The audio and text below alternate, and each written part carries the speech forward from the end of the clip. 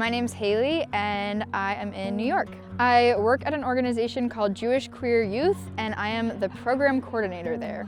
Jewish Queer Youth is an organization that we like to say we help Jewish teens from non-accepting households survive and thrive. So that means we have a clinical team that we do free therapy and social work and all kinds of really important stuff with them, help them get resources if they need it, like housing or jobs. And then we also help them thrive, which is a little bit where my programming team comes in, and we do birthday parties, Jewish holidays, all kinds of events at least once a week. It's essential because we create a place where they can be completely themselves, both Jewish and queer. I've worked with a couple other of my housemates in my professional work. Who gets to say, as first year out of college, that you created a professional partnership with another nonprofit organization because of Avodah, because of my housemates. So that's been really cool. Someone from PACT, Mimi, came and did a session at JQI, which was really impactful. One of the college counselors, Hannah, helped one of my students apply for a specific scholarship. I was in my regular job helping them apply to a scholarship, and I didn't know how to do this specific one, and Hannah was able to get on the phone and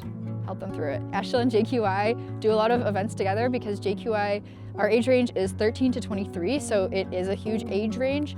And Ashel has plenty of events that are 21 and up. And then Sophia and I, who is my housemate who works at Ashel, we staff them together, and it's really fun. And it is cool to have that resource to say, like, you're not on your own after you graduate from JQI. There is Ashel, there are other organizations doing life-saving work out there that you can join and find community in, just like JQI. Avodah really is like connecting a lot of different spaces, right? Because these kids aren't just there for one thing, like queer support or college application help. They're whole people, and you need all of us. A lot of the work that I do is relational, so it's really important that I build relationships with these kids, these teenagers. It means a lot to me when they feel like they can trust me and I feel like I can trust them. That's really what makes JQI such a special place, is that people really do feel safe and supported there. And so I feel grateful to be able to build those relationships and be a part of that. These kids are definitely affected by education policies in the city. A lot of them go to yeshiva schools, Beis Yaakovs. And so there are a lot of city policies about what kinds of classes are taught and what kind of students are allowed in their schools. While JQI doesn't do advocacy work, like we're not actively lobbying the city government to change policies, we're really focusing on the well-being of our teens.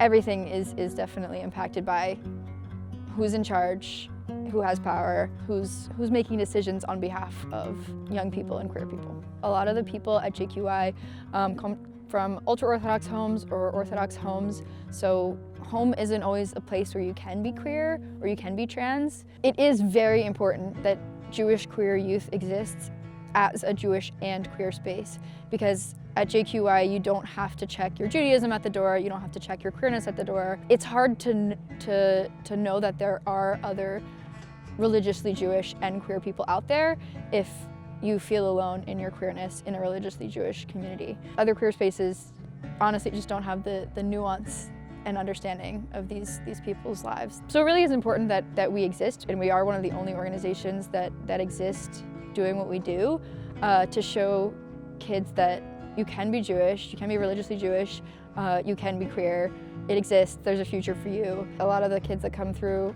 our office don't appear necessarily stereotypically queer, and they deserve everyone's kindness and empathy, but that's not always the case in their home lives. One thing for the kids that I work with specifically is to extend the kind of empathy you would for a friend or a family member you know who's queer to people that you might not assume are queer. And then another thing that I was thinking about is to support any queer or trans kids that you know in your life, because you definitely probably know someone who is queer and trans, and it's a really hard time to be, especially trans right now, especially in New York. Like big hospital systems like Mount Sinai and NYU just stopped doing gender affirming care, which is unbelievable.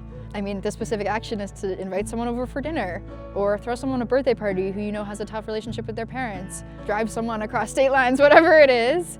Supporting the queer and trans kids in your life is also very important.